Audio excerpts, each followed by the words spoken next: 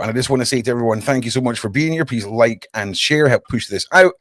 And those who know me, I've got a gammy eye, and it is really playing up. So the camera is off this evening, but it will be back on tomorrow. Now, John, you have been busy. You have been busy and in demand. Give us the full rundown of what you've been up to, mate. Well, let me just hang on a second. Let me change this. There we go. On you go. Well, things have gone cosmic, really. It started with the Daily Express newspaper getting in touch with me and just saying that we've seen some of your work. How comes we've never heard of you? Which is a lie, because I knew a journalist from the Daily Express, and it's just that they sort of kept me, out the way, really, all these papers. And I think someone started realising there's merit in what I've been saying, and there's some sort of credulity to me. So it all started when a member of Parliament, a Conservative MP, challenged the Mayor of London, Sadiq Khan, and held him to account about Khan's denial of grooming gangs. And he sort of then engaged in this sort of play on words, and really he sort of denigrated and mocked not only the MP Susan Hall, but also the survivors of child pimping out or whatever. So the Daily Express, they've obviously done their research and they realised, well, we've heard about Rotherham and Rochdale, blah blah blah. But it sort of tends to sort of monopolise anything to do with the stuff I deal with, and of course I don't deal with the Pakistani gangs. It's there were Pakistanis, like there were Albanians. Just because you brought him up, John, can you touch on just a little bit on Sadiq Khan and his outburst, denial of the GG? Yeah. Well, that's where I'm going with this. And so they asked me, look, as a copper from London, is it true that there's no such cases? And I went, well, it's absolute nonsense. This is the guy's lying. As is the Commissioner of Met Police, and they thought it would become libelous what I did, and I said, no, you proved me wrong. Any of you lot prove me wrong, because you won't prove me wrong, because I'm telling the truth and I know the truth. And the truth is, this is a massive problem that they've tried to suppress for decades, before me and after me. And until someone grasps the nettle, this is going to go on and kids will die. Yeah. End of. You either listen to me or you don't. You want to listen to all the grooming gangs in the north and all that, crack on. But why are you all ignoring London? It's bigger and more dirtier than any other part of the country. Anyway, this interview went out and it went mental. And what happened was Elon Musk picked it up and he retweeted my interview. And it went from, I don't know, the tens of thousands to the tens of millions. Wow. Within minutes, really. So I get a message through saying Elon Musk has just put your thing on X and, and all that. And it's gone crazy.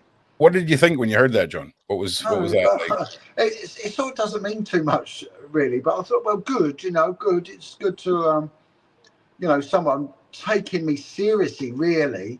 It's nice, that he's done it. So that all of a sudden, it went mad. So I had every single media agency bar the top four, and I'll tell you who they are. Okay. Right? The BBC, ITN, right? Sky. Well, let's just stick with them, to be honest. Three then. Okay. Right? BBC, ITN, and Sky, and Channel 4, right? Channel 4, that's it. They totally ignored it, right? Wouldn't even go there. But ITN and BBC did invite me in for interviews, for live interviews. And I went, yeah, I'll come in, no problem. So both of them, when I got to the door of their premises, and both of them, on different occasions, obviously, turned around and said, no, we're going to have to cancel it. There's been an issue at management level, and we'll get back to you another time. And especially the BBC, they seem to be in quite a panic over it. So they can get stuffed, can't they, at the BBC? Really, I mean, who do they think they are? But anyway, so the time. John, I'm not being funny. I would have paid good money to have been on your entourage if you ever decided to do a BBC interview. Like, I just want to point out, like, it would be like the most unholy of places for you to ever step foot in, you know? Well, the irony of this. So when I spoke to the production manager of BBC, she went, "Oh, you know, we've just come across you," which is a nonsense. And I'm going to give you an exclusive here. All right, let's go. Because 8 years ago, I took all of my hard evidence and my testimony. I was invited, a member of Parliament arranged for me to see the head of current affairs for BBC, a guy called Tom Simons. Heard it first here because it's the truth, so there's nothing libelous about this. And I spent half a day with him, and he turned around to me and said, "I don't think this is newsworthy." So, wow, this could have been exposed by the BBC 8 years ago. 8 years ago. And their track record isn't really in favor of the mission, John. No, you know, and also the Sun newspaper sort of let it down because their head, who is a nice bloke, their head of investigations, he spent 2 days with me and he went, "Look, we're going to do something with this," and never did. I think someone breathed down the neck, but the Sun are back on board now, so I'm currently working with the Sun newspaper. Nice. The Times were really good. They did a great thing. I got on the front page of the Express, so I got on the Sunday Express front page. I got something like 13 pages on there. They did a huge thing on me. The Mail did an article. Let me ask you. It went mental. Let me just quickly interrupt you, John. I'm sorry. This is the last time I'm going to interrupt John. Are you suspicious about the timing of this? Well, I don't know. I mean, it's maybe not, but it's come out. Either way, it's come out. So I've got to ride the wave. It's as simple as that. 100%. 100%. But I then get I do 5 interviews, news interviews, live ones in a day. So I end up on GB News with Nigel Farage. So he invites me on his show, Nigel Farage. So I sit down with him, do a live with him. And then LBC. And I sat down with a guy called Andrew Marr, who's the head of their political correspondent department. And I found him a really nice guy. And I'd seen him on the telly a few times, Andrew Marr, but he was all right. He had very intellectual, very learned, but he seemed to have a bit of heart about him. He gave off a real good vibe. Farage, you didn't get much off him, but and then I went from LBC to Talk TV to GB News, and I went on and on and on. And I did a thing with the Times. They've got a live national news thing, and it just went absolutely rocketed. And at the same time, I got approached by a production company, and I'm not allowed to say who it is, but it's someone there's 2 guys run this production company, and one of the guys is incredibly well known. He's a very, very well known guy in I'd say the music industry, really, but he's sort of like the money man for a production company. And and so they said, "Look, would you be interested in putting something together?" And I went, "Yeah." And I said, "How do you want to do it?" They said, "Well, we thought you'd show us." And I went, "Well, come on the street then. We'll go on the street." And they went, "You sure?" I went, "Yeah, let's go on the street." So we actually went on the street. We went through the night, and we had to have security with us because it was dangerous. And we just went to all the red light areas and looking for children. And we were successful within 90 minutes. Oh my God. It was just, and the guy he was stunned, he was shocked, he couldn't believe it. It was like, this is unbelievable. Can you take us through like what happened, like how that played out? Just, you were wandering around, you've got this crew with you. It's something I did, you see. So there's an eye to it, It's a bit like these officers that go out to pick up pickpockets. Right, so you're just undercover. You're wandering around. You're just surveying the area. And then you first of all, I want to get to the child. What do we call them? I don't know. We used to call them Toms, right? Yeah. It's rhyming slang for Thomas More. It's a vernacular term. We call them so. It's for the argument. It's don't want to get you demonetised, but we call them Toms, and they're street workers, right? They're in the SEX game, right? Yep, yep, yep. So we're looking for a child Tom. So, the first thing is usually I would go to the kids' zone, the way outside the kids' zones, but on this occasion I said, let's go to the red light. So I went to the known red light areas, and I just approached the street girls, the street Toms, and said, look, are there any young girls out here? And they went, yeah, there are. Go up the road. So they told us where to go. They were fully on board with us. One of the women actually had been watching my videos. She knew me. Wow. And she said, I'll help you all the way, John. And, and then she introduced me to someone. And this woman, she'd been doing it since she was 14. And it was her mum. It was her mum who was working her. Her mum was a pimp. It was, anyway, the crew that I was with, they couldn't believe it. I think they were a little bit distressed by it. It was a night of non-stop madness. And it was appalling, really. Let me ask you, the production team, London. when they were going into this with you, like how quickly, was the reality for them setting in, and how much were they affected by the reality? It was in a heartbeat. You could see it. You could see it actually in the guy's face. He used to shake his head. He went, "I can't believe this, John." I went, "It's sad, isn't it?" And he went, It would have been interesting. It would have been interesting if they had given you their expectations ahead of the first out, and if you'd said, "This is what you should do next time," sit down and say, "So, what do you think What do you think is going to happen?" And if they say, do you know what was annoying?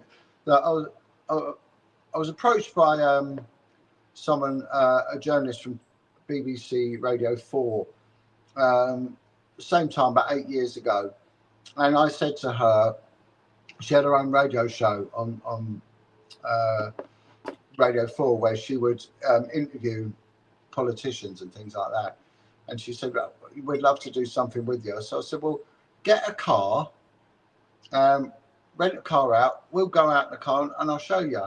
And she wouldn't do it. She went, oh, no, I don't think that it'll make good radio. It's an absolute nonsense.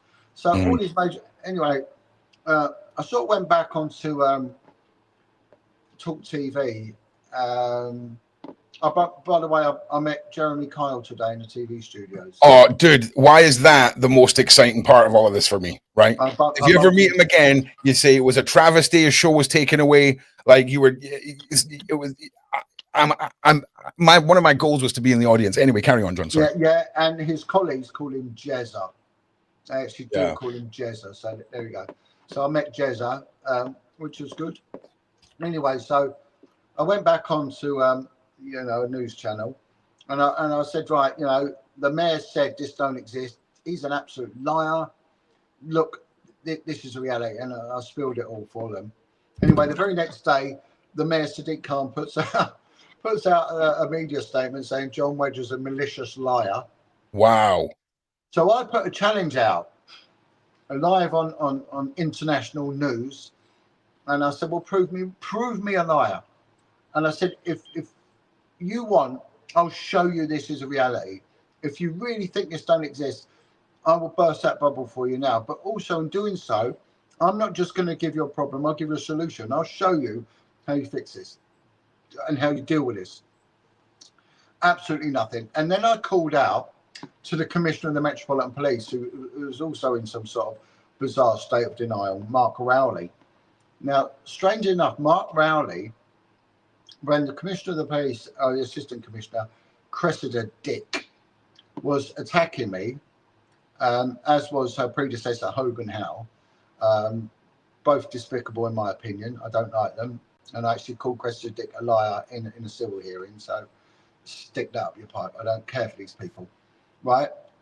For their failure. But Mark Rowley actually stopped the bullying campaign against me. So I know this man's got a heart. So I called out to him and I said, Mark, please don't be the commissioner everyone hates. I know you have a heart. I did this live on TV. I know you have a heart. I know deep down you're a good man, no matter what people know, criticizing you. But those who know you, they'll confirm what I'm saying. I said, be the good man here. Turn this around and be the commissioner who does something about this. I implore you. be the man, make a stand on this. And I said, I'll tell you what now, you'll love yourself for it. Don't be the man who does nothing. Be the man that people remembered who did something, right?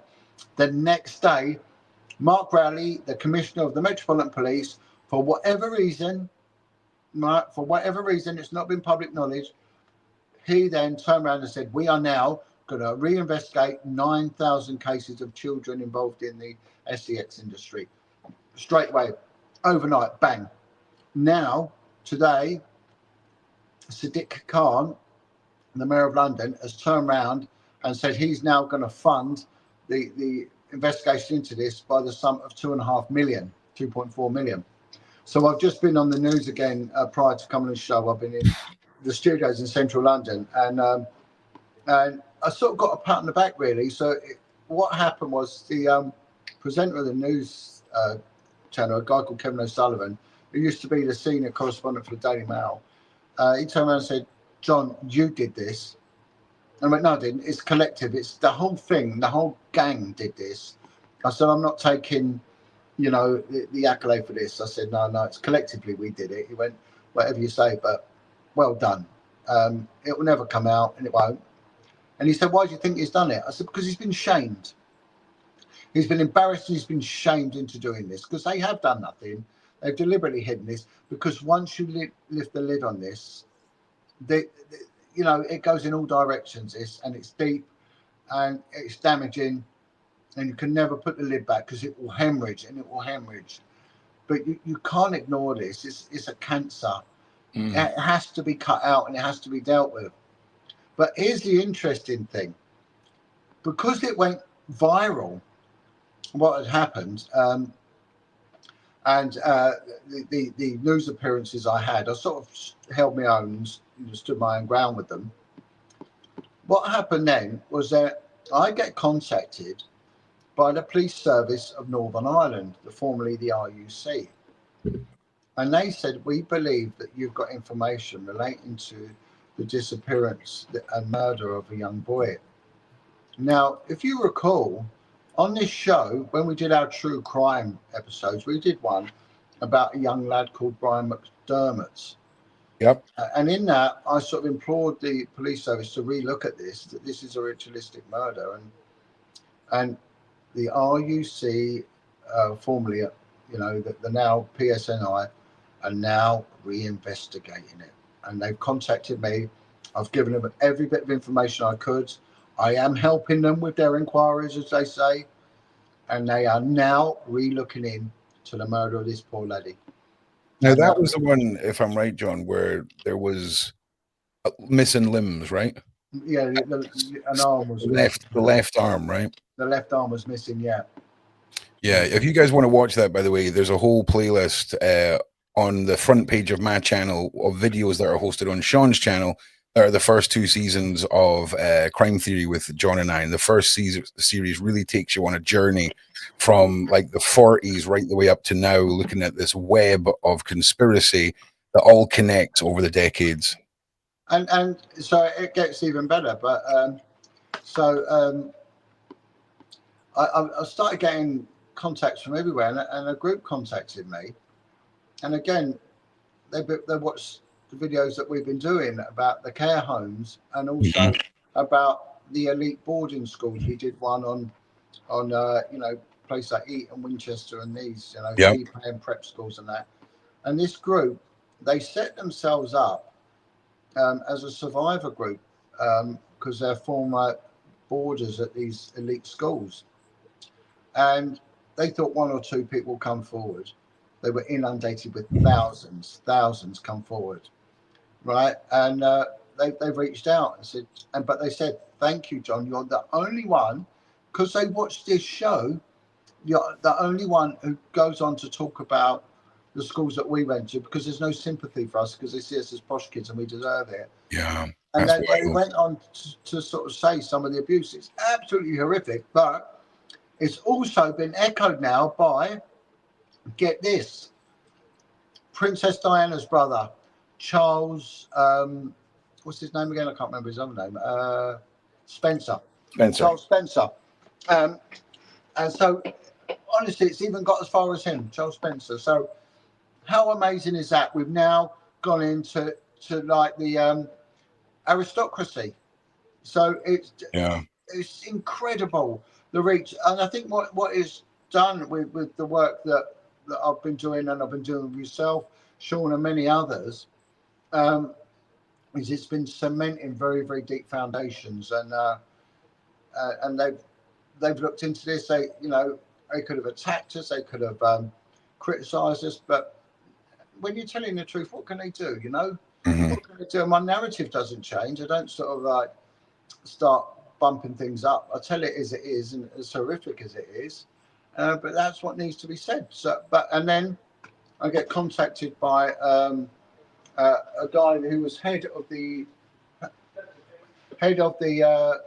Times newspaper in Southern Ireland. A really lovely guy called John Walters. And John Walters is a bit of a celebrity in Ireland. His former wife was a woman called Sinead O'Connor. So it's the ex-husband of Sinead O'Connor. And so John's contacted me and said, I really follow what you're doing. And so I got invited out to Southern Ireland to talk at a huge venue, a massive venue that was packed. And I shared a stage with John Walters, and it was just got blown away by it. It was fantastic. So it's gone, in all honesty, it's gone crazy. But, all I've done is implore people, keep coming forward. Something will go bang in central London or somewhere, and the heat will go from this, and the focus will go on something else, right? It will happen, because this is getting too big now, and they'll shut it down like they did with the Prince Andrew thing. When it first came out, we all would end up getting that weird virus, didn't we? And no one heard of it again. But we've just got to keep hitting it. People need to keep coming forward, speaking about it. Don't go with the conspiracies. Do not go there. Stick with the facts. And away we go. And that's that. And it has gone. And the other thing is, of course, we've had our friend Julia, had her court case and got found guilty and all that. And she's brilliant. I like the girl, but I did warn her. So be very careful. You've got to be very careful. So unless you've got the facts, it's a dodgy game. It's a real dodgy game out there. So, but I think we underestimate sometimes our appeal, really, and how many people actually do tune in and listen to it also. Yeah. Well, this is the thing, John, right? It was a snowball effect of you coming back each week and saying, oh, this guy's contacted me and said that they're watching it. And then it was this, and then it was that. And then it's slowly grown into this entire mission that you've been on. You've been all around the country. You've been over in Ireland. You've been hitting the streets. You've been making shows. You've been doing interviews. It's absolutely incredible. And I just want everyone to know who is watching right now. John's done all that, still on 45K subscribers. So our mission now is to get John a play button by New Year. Okay. That has to be the mission. All right. So make sure you share it out. Make sure you get all your devices. Make sure you tell your gran, get her freaking device, get everyone subscribing to John. And John and I are going to be putting together a weekly show for everyone over on his channel and really delving in finally to his corner of the internet, because you've done the rounds now, mate. And it's time for everyone that's done you favors to be cashed. Yeah. And I don't ask anyone for money. I travel out my own pocket to these venues, and it sometimes it comes at a big personal expense. So it's but the strange thing is, as soon as I started doing this again, you started getting all the lunatics, the trolling lunatics. They sort of poke their head up again, but I'm so beyond even giving them airtime or But that's just the natural ecosystem of media, of public being in the public. It's you can't have one without the other, sadly. Yeah, of course. So that's that. But yeah, it's been good. It's been very, very good. It sounds like it. I'm in a place where I don't know. It's like a reward, really. Yeah. And the other thing that's happened is you've got my old buddy, my old partner in this. You know, Billy Maloney of Pie and Mash Films. Right. He did a video because he was a filmmaker. He made a short. Well, no, it wasn't a short film. It was an hour-long film called Adam Rickwood and the Middensley Heroes, and it was all about a guy called Adam Rickwood, who was the youngest lad to ever die in custody, juvenile detention custody. And then through that, Bill started looking at a juvenile institution called Medhamsley in County Durham, Concert, in the north of England. Bill did that 17 years ago and was saying the government needs to look into this place. Well, there's now the largest child abuse inquiry ever going on. And the guy that Bill Maloney named 17 years ago, Neville Husband, has now been officially cited as the biggest PDF file ever in UK history. So again, Bill was my buddy. I worked closely with Bill for a long, long time. And and so it just goes to show what we've been talking about and screaming about, and we've been attacked for it and really criticised. And also with these podcasters, I'm seeing the same thing. You know, they're like, oh, we don't really want to talk about the old child stuff. Can we talk a bit more about this? But well, I can't do it. I don't really want to talk about my life, and I'd rather talk about my work because that's what really has molded me into this sort of person that I am. And now I'm seeing these podcasters basically abandoning a lot of their old rhetoric and going down the lines of the child abuse stuff. Yeah. And when you look at especially these big podcast channels now, the crime ones, all they talk really is about, talk to an ex-gangster and it'll go back to childhood, and the child is one of abuse. It's like almost 9 out of 10 of them. I was brought up with kids sometimes. Bang, what have I been saying, screaming about for so long? Yes, this is what you'll find. You can't ignore it and just talk about the armed robbery. And to be honest, no one wants to hear that. And your audience is very, very small, very niche. And it tends to be the bottom end of society. But, of course, now we've opened up what we talk about. Yeah. You've got people from the housing estates listen to us. We've got the bus drivers, the road sweepers. Now, we've got the elite aristocracy, the brother of Princess Diana, also tuning in. Wow. Wild. It's and wild. Elon Musk. And the Elon. richest man in the world. Wow. Yeah. Wow. And the thing that I love about the Elon situation is he's quite renowned for calling people out and reposting things that, regardless of the light that they shed people in, he'll post it out there. And it's good that he posted somebody, like you, John. You know what I'm saying? You're not some high level politician. You're not some singer or actor. You're somebody with the truth and the story that backs it all up. And I'm so proud of everything you've done, John. I really am, mate. I never had the national media behind me, and there was one police whistleblower who did, and sort of never really put stuff the other way, and it was a bit disheartening, really. But when I got onto TV and I spoke out, I started giving thanks and praise to those that went before me. People like Lenny Harper, who exposed the Haute de la Garenne, the horrific murders of young kids that went on in the states of Jersey.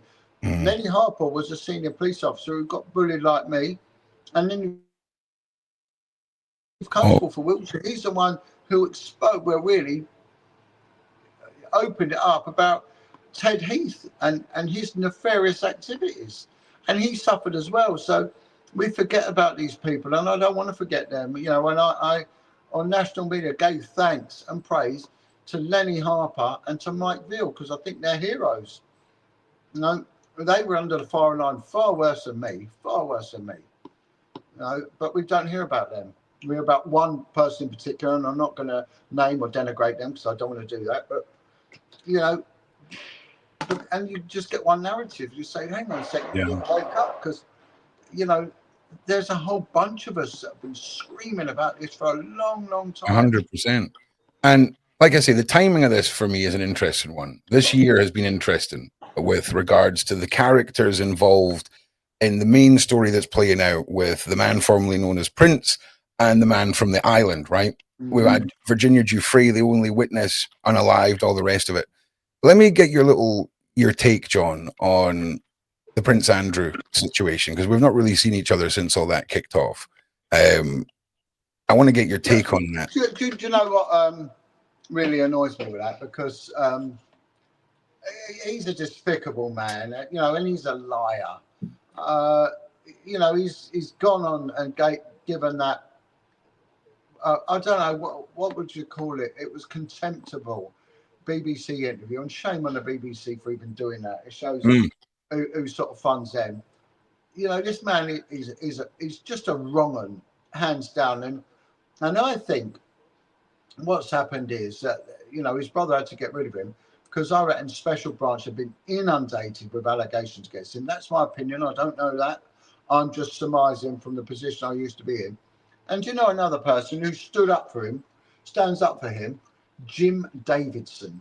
You listen to Jim Davidson. He's got this news channel he runs online, and he stood up for him the other day. Stood up for him.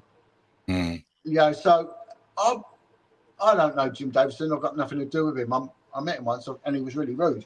So I'm not here to knock him or slag him off. But I find that very weird. Well, that someone would openly and publicly stand up for this man. And again, the Virginia girl. Now, whether she took her own life or someone took it for her, the outcome's the same. She's no longer here. Now, so I don't know. We don't know what happened. We weren't there, right? But this was a woman who endured abuse, childhood abuse. They say she's 17. Oh, come on. What's a man in his age doing with a 17-year-old girl? It's stinking anyway. And that's just the tip of the iceberg. And the lie about the hand and all that, just lying.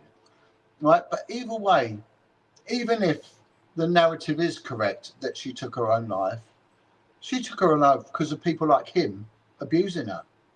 That's why she took her own life, if she did. I say the outcome's the same, whether they did it or she did it. The outcome's the same. Yeah. That girl was prematurely taken because she was a victim. And, so she's a good, brave woman, and well done her for standing up. And she should be testimony. I know it didn't end well with her, but she's just a girl. People are on her own. People need to start speaking out. What she did was gallant. They should. I don't know. Does it not sort of leave you with a foul taste of they were sending a message by eliminating Virginia at a time where all of the survivors should be coming forward at this stage now? Isn't this just the ultimate keep your mouth shut? They always do that, don't they? I mean, when these allegations started coming out, you've got national media mocking them and attacking the survivors, the victims, calling them money grabbers and liars. And then if one of them did get found guilty of perverting the course of justice, they were getting like top heavy sentences, like 90.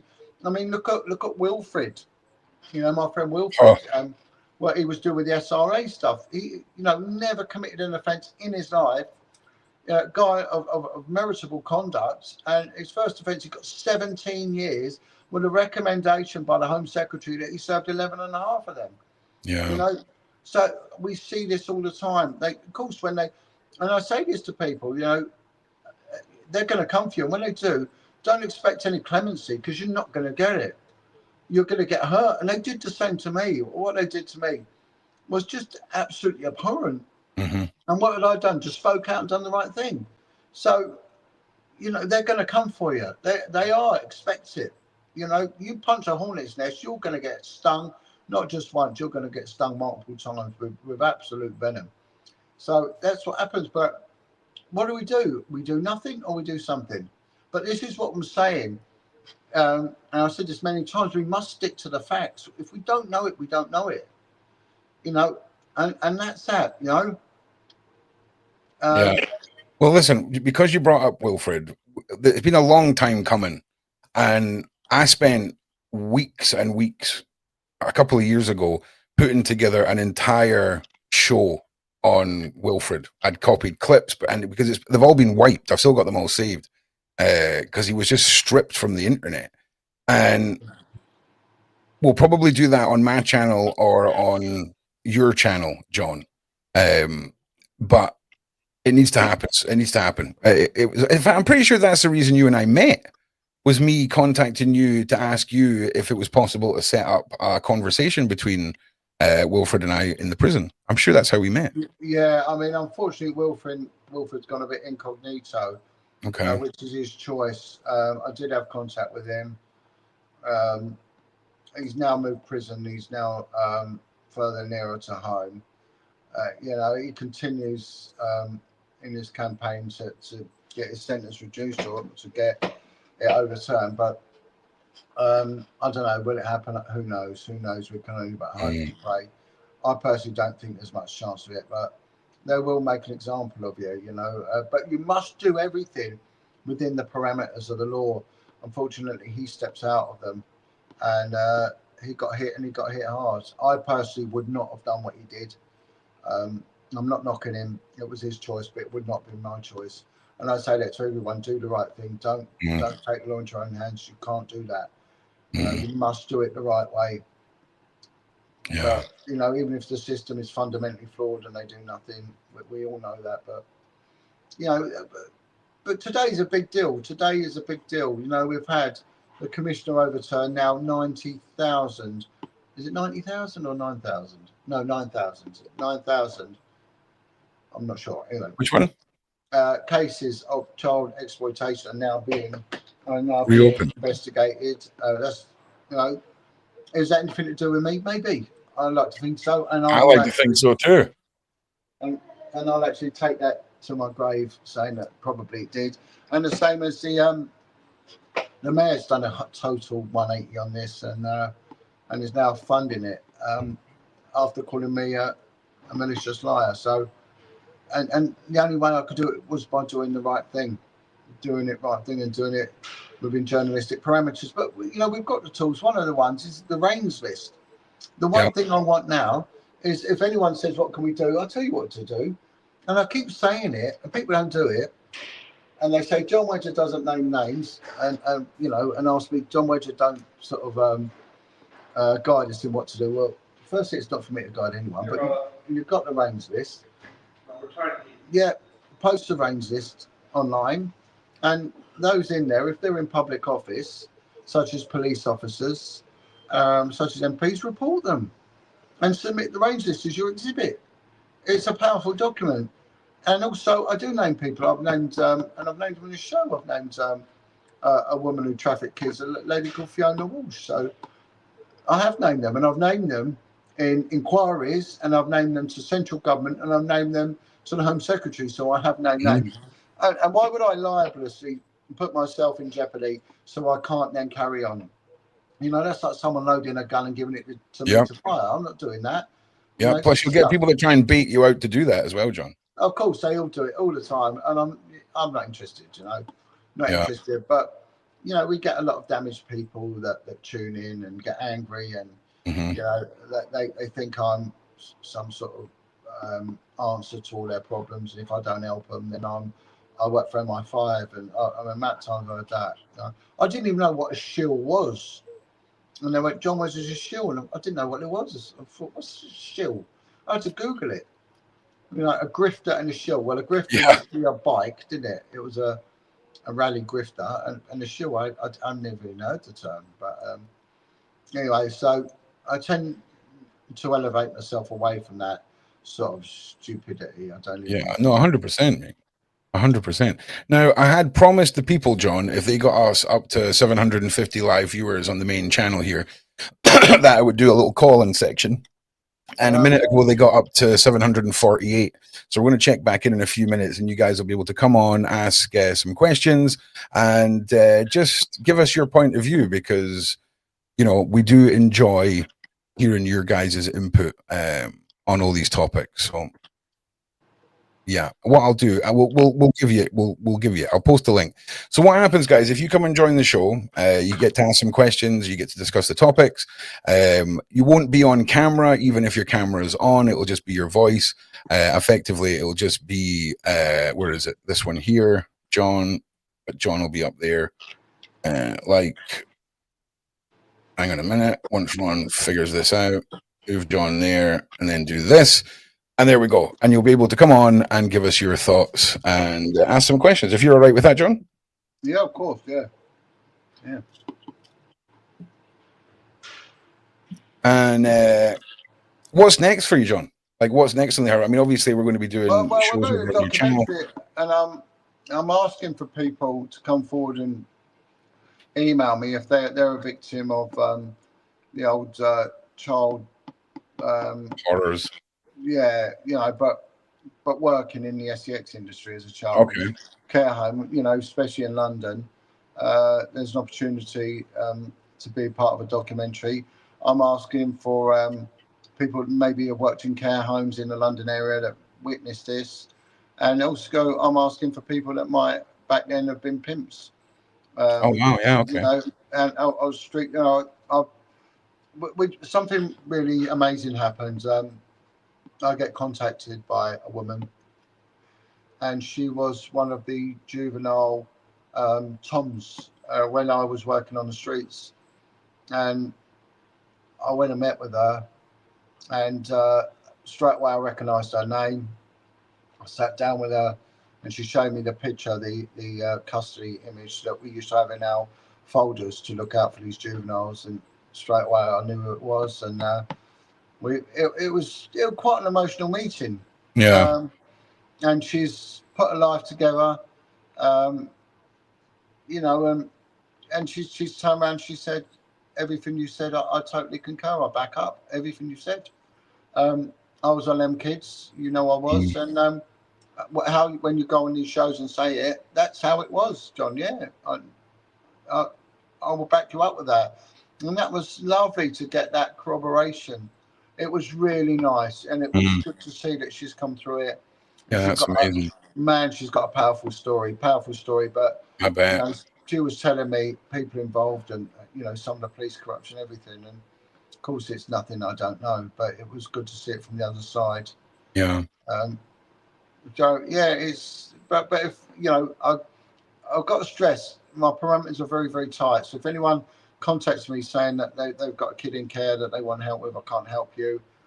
Someone got in contact that they can't pay their rent and the government is stealing their money. I can't be dealing with that. I'm not international rescue. I'm dealing strictly, and you'll get shortchanged from me on that one. I can't. I've not got the time scale to entertain it. Good luck and all that, but yeah, I'm not going to assist you with that because I can't. But if anyone has got experiences, and the other thing which was good was that the Fornethi girls got a result in Scotland, the Perthshire care home that we spoke about when we did the true crime on Nicholas Fairbairn, the advocate depute for the Procurator Fiscal. They took to court the former headmistress of the school, and she's been convicted of many cases of abuse against the girls. So that was something that we picked on about a year ago, and maybe more. I think it was about 2 years ago now. Yeah, it's and amazing. So amazing what just having a discussion on the internet can lead to. It really is. Yeah, we've got some questions from the side chat here though. What first one is from this keeps switching us out every time I click on something, so I'm just going to make you full screen, John. John, what are your thoughts on the SEX abuse case involving the former DUP Sir Geoffrey Donaldson and his wife and their underage daughters and niece? Was one of those in Donegal in rituals? All right, so that's the question. Was he one of those? I've never come across his name. I need to be appraised of the situation with Geoffrey Donaldson. Okay. I'm sorry, I'd have to look it up. I may well have heard of it, but it's gone out of my mind at the moment. They're underage daughter and niece. I'm presuming it's some sort of SEX scandal or whatever. Okay, but Stuart Smith, yeah. I know. Look, Cyril Smith, he was stopped by the intelligence services. No, stopped by the police in Northamptonshire going up the motorway and was caught with child P on him, and it was all covered up. His name, Cyril Smith, was one of the MPs, along with Nicholas Fairbairn, of 3 MPs that were named in the Elm Guesthouse child brothel. So, you know, what is it with this guy? How was he allowed to get away with it? It was a horrific PDF file, horrible, and a danger to children. And it was no secret. The intelligence services knew about him. The police knew about him. And again, his victims should be getting huge compensation because the government have been, you know, vicariously liable in that one. I agree. We've got our first caller, and it's Fern. How are you, Fern? Welcome to the show. Hi, guys. How are you? Very, very well. Hello. Have you got a question for John? Hi, John. Hi. I'm not sure of the subject today, but all right. Well, look. Well, what we'll do is we'll come back to you, Fern, and you can get caught up, and we'll see if you want to ask a question in a minute or two. Next caller is Andrew. I'm just going to double check something on this, John. Just give me 1 second. And then I bring in Andrew on this, John. Just give me 1 second. How are we doing, Andrew? Can you turn your live stream off in the background? I was wondering if Savile was intelligence. I'll try and turn my sound off. Can you turn your live stream off in the background, mate? So we can't, because all I can hear is the show coming through your monitor, your screen, mate. Can you hear me now? Yeah, we can hear you now, Andrew. What's your question? Yeah, great. Savile, I do a lot of stuff on intelligence. I was wondering if Savile was connected to intelligence, whether that was too good an opportunity to miss, i.e. Elm Guesthouse as a honey trap, like Epstein was Mossad, maybe? Yeah, definitely. I mean, someone contacted me once, and they were a child, and they were in Elm Guesthouse, and their job was as a lookout. And they would have to look out for like people approaching the house or the police and things like that. And they said that Savile would visit that place. I mean, my opinion on Savile was that he was an intelligence asset, and that would explain like he was like a participating informant for the intelligence services. Because what he was committing, the crimes he was committing, was probably less than the information he was giving up. So that's how it works. And I think he was a fixer. He was just servicing the very rich, the very famous, the very wealthy, the very connected, the very political, with whatever perversion that they have. Now, and also to pin them down by them being compromised. They can be promoted to high levels. They're safe. Safe assets of the government. Yeah, I spoke to a guy, a senior social worker who went on to become a local authority councillor. And he's the one who actually exposed the Elm Guesthouse list. He gave us the Elm Guesthouse list. He's dead now, a guy called Chris Fay, a lovely guy. And I said, Chris, why do the intelligence services not get rid of incriminating paperwork? Because the police would. The police used to burn it, right? Correct. And they did. And he said, for one reason, blackmail. It's got huge blackmail value. And that's why it's in a nutshell. Now, what is interesting is that the people I've been dealing with recently that are now victims and survivors of these sort of elite fee-paying boarding and public schools, such as Eton, Winchester, and these sort of ones, they're sort of coming out in their droves now and speaking up. And of course, these are schools that are feeders into Oxford, Cambridge, into Sandhurst, into the great city institutions, and ultimately into Parliament. And when we've had 11 prime ministers that are the byproduct of these schools, such as Eton, and then you've got the systemic abuse, which is usually a combination of emotional abuse, sadistic beatings, and sex abuse. These are people that are very emotionally damaged, and then they may well have proclivity to have liking for young boys, young kids, whatever, you know. And they will be the ultimate sort of prey for places like Elm Guesthouse. And of course, they will be catered for by the likes of Savile. So it does make sense. And it's not a conspiracy either. It's not.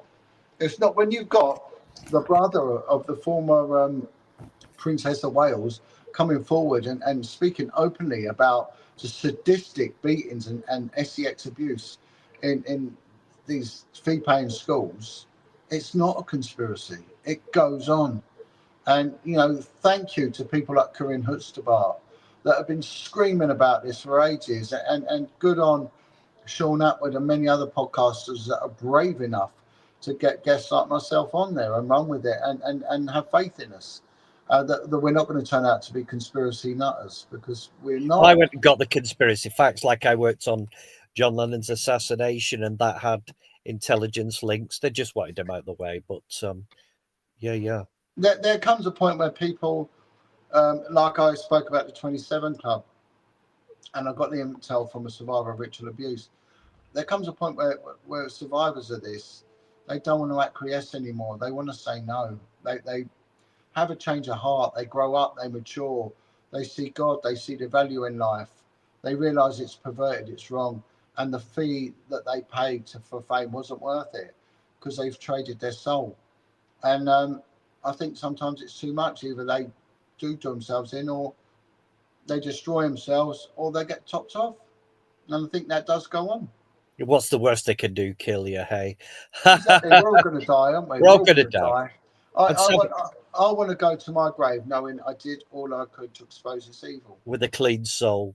Yes, well, Savile's files were burnt and destroyed. That Keir Starmer didn't take any action on Savile. Well, of course. Well, we've got to look at Leon Britton, mentioned many times, and even mentioned in the youngest Home Secretary. And he was a Home Secretary. He went on to become the Secretary for Northern Ireland. He was safe because, the amount of intelligence that he had access to, and he was obstructive in so many high-level child abuse cases, and his wife went on to sue. I think one of the main nationals for printing out that her husband was a PDF file, which later was suspected of and came out in a national inquiry anyway. So pretty much the inference is, yes, he was. But she got nearly £1 million on top of how much money she's got, Lady Britain, anyway. And I did a podcast the other day, and I said, he's in hell.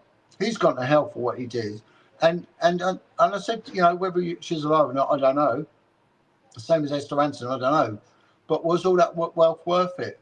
Because Esther Ranson will be drawing her last breath soon, right? And that's not a wholesome woman, in my opinion. And then you've got people like Lady Britain as well. All that money, I hope every meal that she bought with that money was the most exquisite bit of food ever. I hope that if she went on holiday, it was the most luxurious holiday, because her time of luxury is going to come to an end if she's profiteered out the misery of children. Mm-hmm. She's done for. Mm-hmm. And that really, unfortunately, is the only justice that they will probably get, these people, is when they shut their eyes. The devil's waiting for them. They're in a world of trouble. Well, John, thank you, Andrew. I hope that we'll hope to see you again one day, mate. And thank you for coming on the show. Fern is back. Fern, are you with us? Yes. I just want to ask a question. Do you think, I don't know if you've watched anime at all, but I watched one and there was a reference to Royal Guard dogs, which I presume was about a special agency that is given to the palace. Yeah, possibly. I mean, if it's in an anime, right, you may be reaching here a little bit, Fern. I don't even know what but that it is. makes sense. Because it could be a subtle reference to something. You know how these people like to put things out in the open. But I just wondered if they were connected to the other intelligence agencies, or they were the intelligence agencies. It would be impossible for us to know. Yeah, it'd be impossible for us to know, Fern. I'm sorry to say without knowing. But look, thank you so much for your question and your time. Thank you for being here. Anyone else who'd like to come and join us, please make sure you do so. John's links are in the description. Please make sure you like and subscribe. Make sure you share this out. And we've got a few more minutes, and we would love to hear from you guys. So come and join us.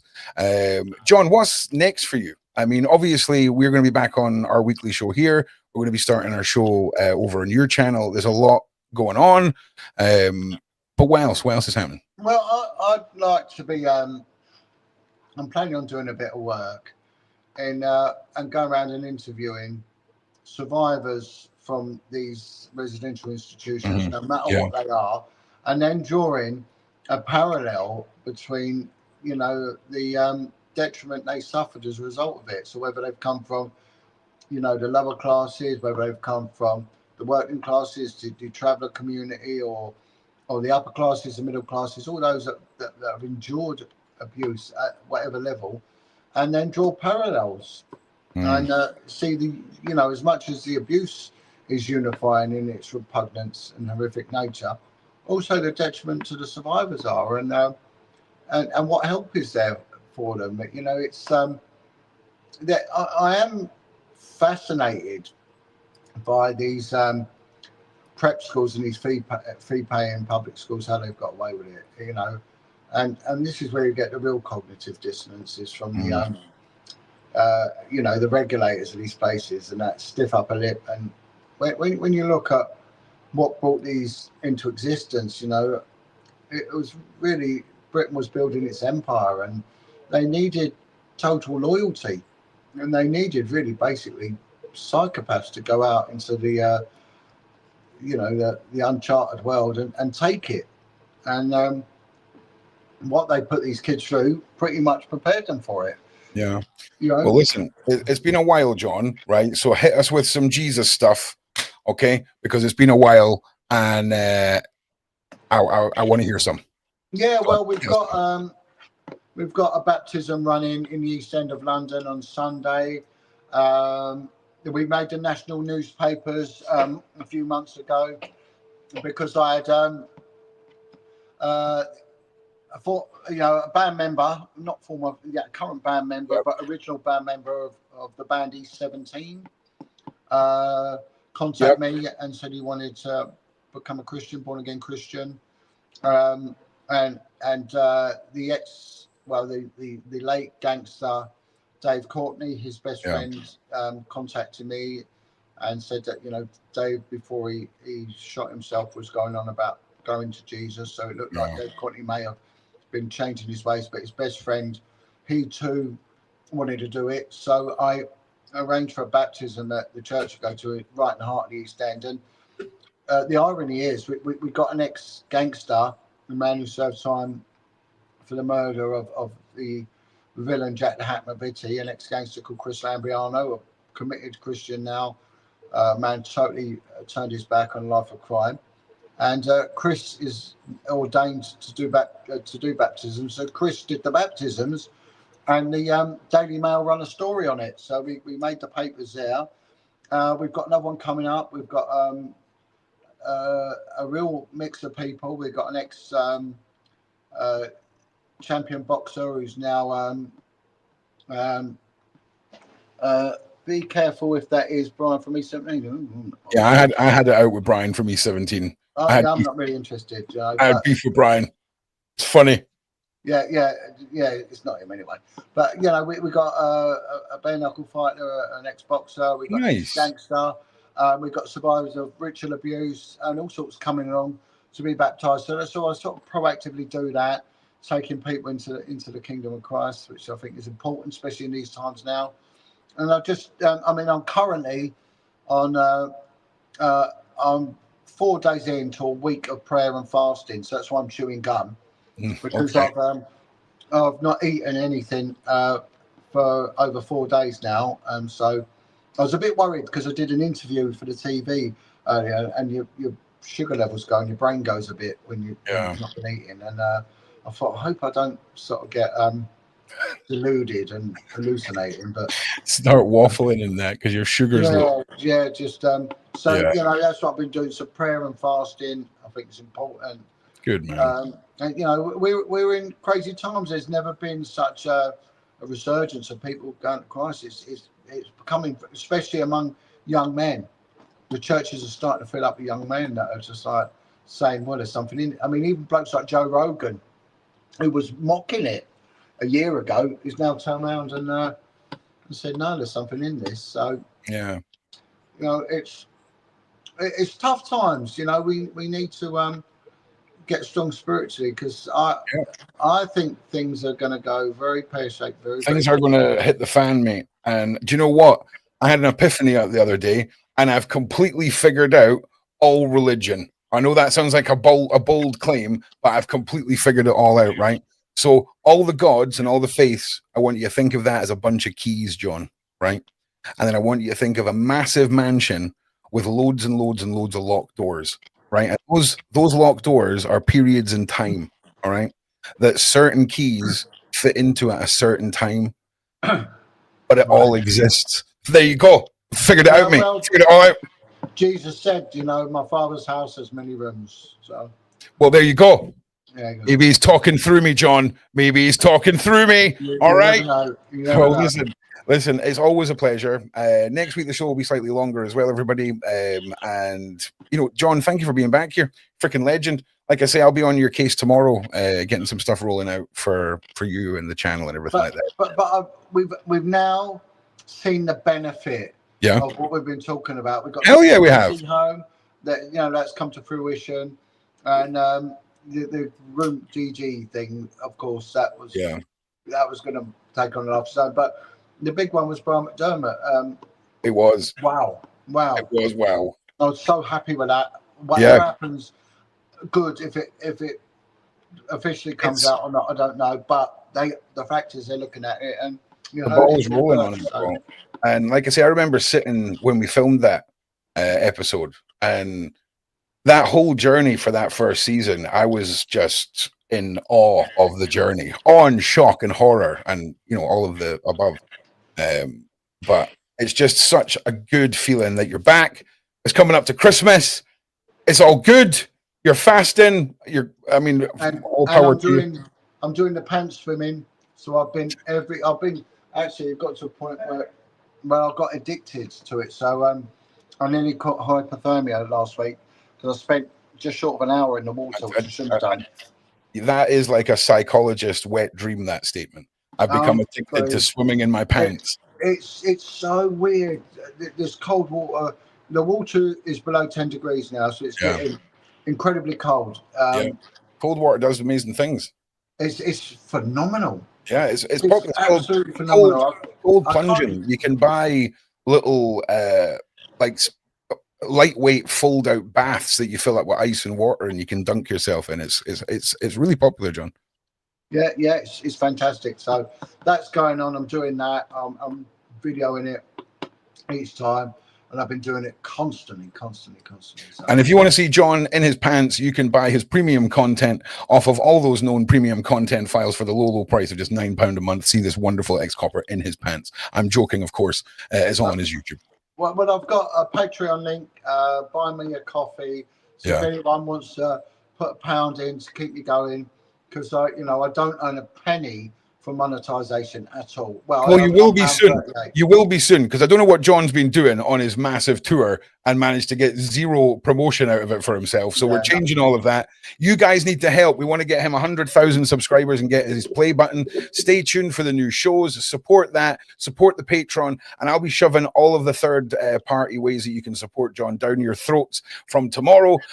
And I just want to say once again, John, we're all super proud of you. And we all love you a bit. Well, thank you for the platform. You know, couldn't have done it. Thank you. Couldn't have done it without the platform. Well, look, I appreciate it. It's just the beginning, mate. Even though lots has been done, and shout out to you, brother, and much love as always. And to you, the watcher at home, thank you so much for being here. Make sure you like and subscribe. Thank you to the mods. Thank you to the Shaun Attwood channel.